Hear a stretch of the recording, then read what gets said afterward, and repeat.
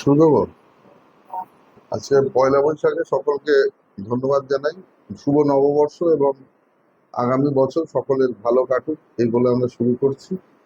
এবং বিগত কয়েকদিনে আমরা এই এলাকাতে আমি যতটা প্রচার করেছি এবং যে যে ইস্যুগুলো সামনে এসছে, আহ, এতে কয়েকটা পর্যালোচনা আমাদের তরফ থেকে হয়েছে। এক তো হচ্ছে যে আপনারা শুনেছেন যে ঠিক 1.5 দিন আগে রাত্রিবেলা একজন মার্ডার হয়েছিল এবং সেই ঘটনাটি আমরা যতটা শুনেছি বা যেটা পুলিশ যখন মৃতদেহের কাছ থেকে আরো আর্মস এবং অ্যামুনিশন দুটোই রিকভারি হয়। 2 নম্বর হচ্ছে যে তার আগে 33 নম্বর ওয়ার্ডে একটি নির্মীয়মান বাড়ি, এটা পুরোটাই জলার ওপরে, সেটা হেলে যায় এবং যে কোনো সময় খুব বড় দুর্ঘটনা ঘটতে পারতো। এবং আমরা যখন এই স্পটে যাই, লোকাল যে রেসিডেন্টরা ছিল তাদের একটা অভিযোগ ছিল যে প্রায় 40খানা এরকম, 40খানা বা তার বেশি বাড়ি এরকম প্রত্যেকটাই জলাজমির মধ্যে হয়েছে। এবং 34 নম্বরের কাউন্সিলর উনি 33-এ ইন্টারভেন করে এবং প্রত্যেকটা ক্ষেত্র থেকে 80,000 থেকে 1 লাখ টাকা এই পয়সা ওখান থেকে তোলা হয়। আর সব থেকে আশ্চর্যের কথা, 34 নম্বরের কাউন্সিলর অন্যের জুরিসডিকশনে গিয়ে প্রত্যেকটা বাড়ি থেকে এরকম টাকা পয়সা কালেকশন করে অবৈধ বাড়ি নির্মাণের অভিযোগ, মানে পারমিশন দেয়। এছাড়াও এই গড়িয়া সংলগ্ন এলাকায় গাঁজা, বেআইনি মদ এবং গাঁজার ক্ষেত্রে মনোজ এবং আপনারা জানেন হাদু বাপ্পা, এই দুজন পুরো এই সিন্ডিকেটটা চালায় এবং গোটা পশ্চিমবঙ্গে। কিন্তু এখান থেকেই যত কিছু আপনারা দেখতে পাবেন, যত গাঁজা বা অন্যান্য ড্রাগস, এই পুরো জিনিসটা সার্কুলেটেড হয়। এটা বলতে পারেন এখানটা হচ্ছে ডেন, এখান থেকেই পুরো র্যাকেটটা কিন্তু সার্কুলেট করে। এছাড়াও অবৈধ নির্মাণ সব থেকে বড় ইস্যু। আর এটা যে জলাজমির যে এই প্রসঙ্গটা, এটা শুধু এই একটি কেন্দ্রকে ঘিরে নয়, এরকম উত্তর সোনারপুরের অন্তর্গত বিভিন্ন স্থানে এই ধরনের অবৈধ নির্মাণ রয়েছে। এবং আপনাদের আগে আমি বলেছিলাম, আপনাদের অতি সত্বর আমি প্রত্যেকটা আমাদের মিডিয়া যারা বন্ধু রয়েছেন তাদের লিস্ট অফ এরকম জলাজমি ভরাট করে বিভিন্ন বাড়িও তৈরি হয়েছে এবং বিভিন্ন হাউজিংও নির্মাণ হয়েছে, যেখানে কোথাও লোকাল রেসিডেন্ট যারা রয়েছেন বা চাষি রয়েছেন, কোথাও 50,000 টাকা দিয়ে এক একজনকে, কোথাও আরো কিছু পয়সা করে দিয়ে যখন জমি হাত বদল হয়ে রেজিস্টার্ড হয়, কোনো কমপ্লেক্স তৈরি হয়েছে, সেখানে কিন্তু প্রায় কোনো ক্ষেত্রে দেখা যাচ্ছে যে আমরা ডিডটা যেটা দেখেছি, কোনো জায়গায় 7,26,00,000 টাকায় জমিটা কেনা হয়েছে। তো এরকম ডকুমেন্টেশন আমাদের কাছে প্রচুর এসে পৌঁছেছে। এবং সব থেকে বড় কথা হচ্ছে যে এই এলাকার যে পুরো পরিস্থিতি, মানে রাস্তাঘাট, এই আমরুদ বলে একটা প্রকল্প ছিল জল সরবরাহের জন্য।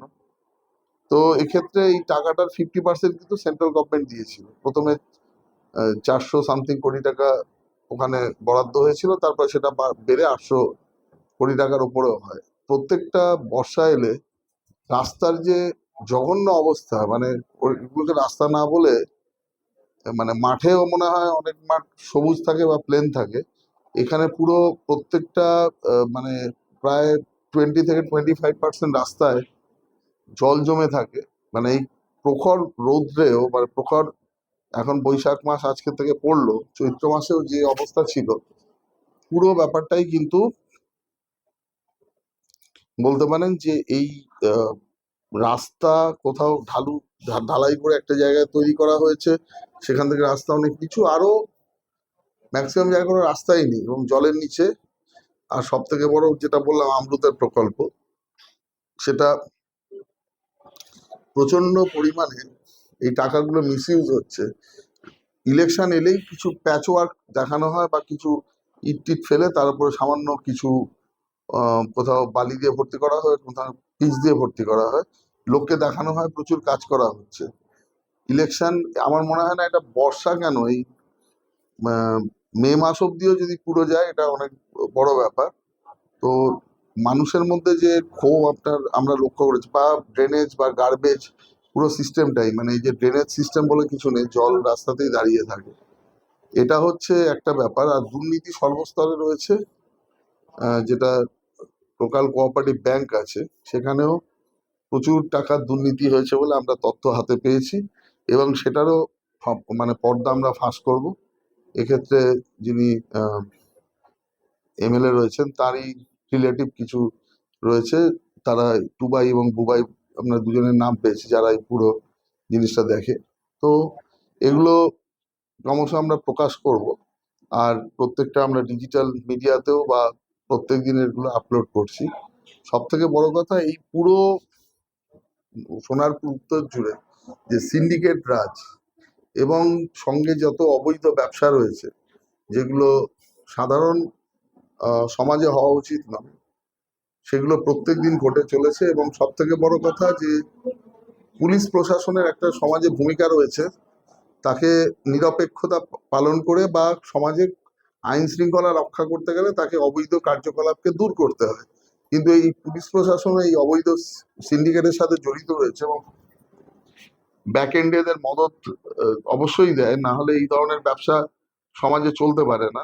আর সব থেকে বড় কথা যে আমরা ইলেকশন কমিশনে অভিযোগ জানিয়েছি এই ধরনের আহ, অবৈধ ব্যবসা বন্ধ করার জন্য। এবং এই শুধু এরা এইটা করে না, এরা ভোটকে বিভিন্নভাবে, যারা এইসব ব্যবসার সাথে জড়িত রয়েছেন, তারা বেশ কিছু অর্থ পার্টিকে, রুলিং পার্টিকে দিয়ে যেটা করে যে এই টাকাগুলো ইলেকশনের সময় অবৈধ মানে ভাবে ভোট কেনাবেচা করতে কাজে লাগে বা ভোটকে ইনফ্লুয়েন্স করতে কাজে লাগে। আপনারা দেখবেন তৃণমূল অলরেডি পুরো এলাকা জুড়ে এমন কোনো দেওয়াল বাকি নেই, জায়গা বাকি নেই, দেওয়াল লিখন, পোস্টার, ব্যানার, ফেস্টুন, পতাকা যা পেরেছে করেছে। অন্য কোনো পলিটিক্যাল পার্টির প্রেজেন্স সেখানে রাখতে দেয়নি। আমরা জানি না যে ইলেকশন কমিশন এটা দেখছে কিনা বা কতটা এই ব্যাপারে ওয়াকিবহাল, কারণ প্রত্যেকটা ইলেকশনের খরচের একটা লিমিট আছে। তো সেই লিমিটটাকে অলরেডি আমার মনে হয় ক্রস করে চলে গেছে।